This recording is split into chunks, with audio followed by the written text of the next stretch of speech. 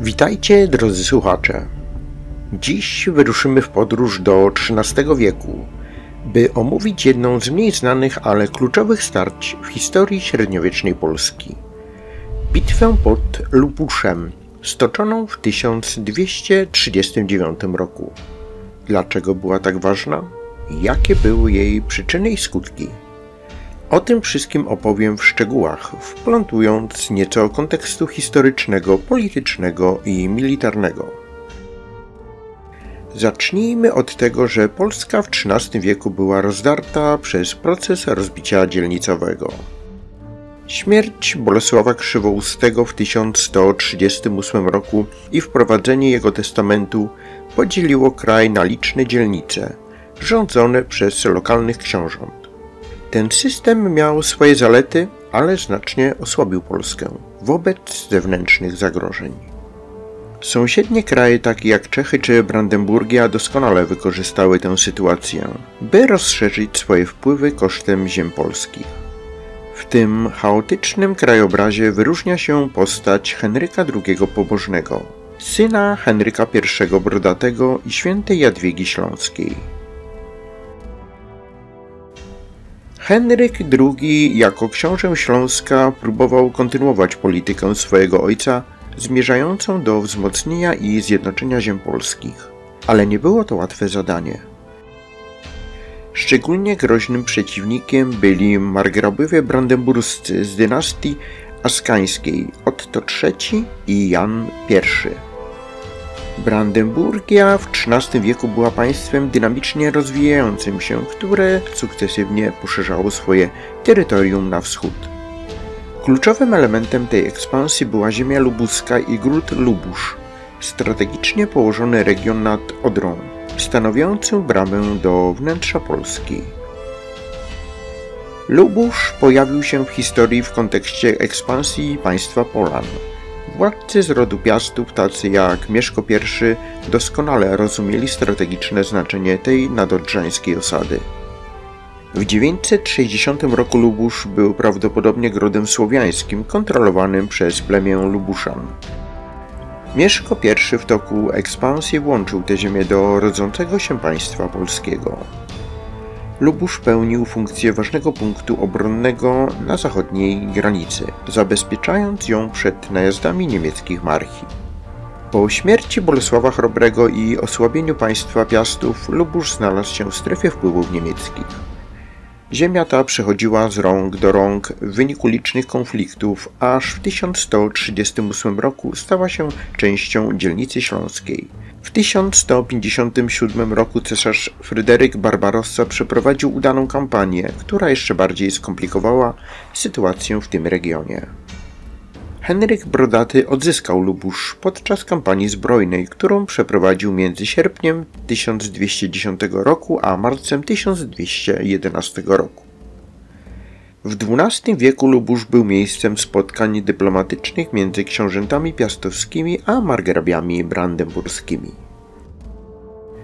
Opanowanie ziemi lubuskiej dawało kontrolę nad szlakami handlowymi oraz umożliwiało dalsze działania militarne. Margrabowie brandenburscy zawiązali w tym celu szeroki sojusz z księciem pomorskim Barnimem I oraz margrabią Miśni Henrykiem III. U boku tej koalicji stanął również arcybiskup Magdeburga, Wilbrand, który wniósł nie tylko wsparcie militarne, ale także prestiż kościelny. Otto III i Jan I podjęli działania w celu opanowania ziemi lubuskiej. Przeprawili się przez Odrę i zajęli Santok. Równolegle Barnim odebrał Henrykowi II Pobożnemu Cedynię, przesuwając granice swojego księstwa. Ich wspólna strategia była jasna: uderzyć na ziemię lubuską, przejąć kontrolę nad kluczowym grodem i zneutralizować wpływ Henryka II Pobożnego. Henryk II Pobożny, świadomy zagrożenia, nie pozostawał bierny. Był znakomitym strategiem znany z szybkiej mobilizacji sił. Organizując obronę ziemi lubuskiej, zebrał wojska z własnych ziem oraz posiłki od wiernych sobie książąt dzielnicowych. Lubusz był kluczowym punktem w tej obronie. Jego upadek oznaczałby otwarcie drogi na Śląsk. Latem 1239 roku doszło do kulminacji napięcia. Wojska niemieckie wspierane przez siły pomorskie ruszyły na Lubusz. Siły Henryka II ruszyły im na spotkanie, przygotowując się do bitwy, która miała zdecydować o losach tego regionu. Bitwa była jednym z bardziej zaciętych starć tamtego okresu.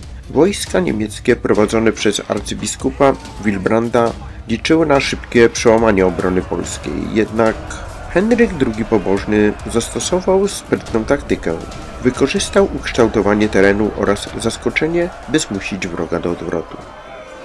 Nie brakuje źródeł, które opisują to starcie jako wielką klęskę margrabiów brandenburskich.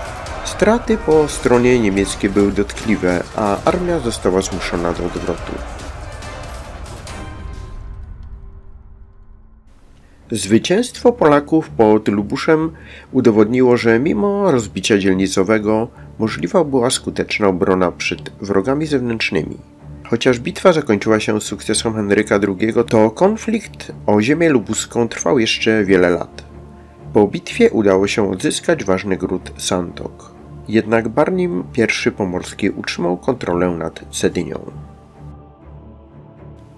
Co więcej, klęska pod Lubuszem osłabiła sojusz niemieckich margrabiów i arcybiskupa Magdeburga, co chwilowo zmniejszyło presję na ziemie polskie. Bitwa pod Lubuszem miała jednak większe znaczenie symboliczne. Pokazała, że Polska mimo wewnętrznych podziałów była w stanie skutecznie bronić swoich granic. Henryk II Pobożny zapisał się w historii jako książę zdolny do zjednoczenia sił i przeciwstawienia się potężnemu wrogowi. Co możemy wyciągnąć z tych wydarzeń? Bitwa pod Lubuszem to przykład, jak ważne było strategiczne myślenie i jedność w obliczu zagrożenia. To także dowód na to, że polityczne gry potrafiły w tamtym czasie decydować o losach całych regionów. Henryk II Pobożny był postrzegany jako władca, który mógł zjednoczyć ziemie polskie po okresie rozbicia dzielnicowego. Niestety, 2 lata później, podczas najazdu Mongołów, poniósł śmierć w bitwie pod Legnicą. Dziękuję za wysłuchanie dzisiejszego odcinka. Jeśli zainteresowała Was ta historia, zapraszam do podzielenia się swoimi przemyśleniami i komentarzami. Do usłyszenia.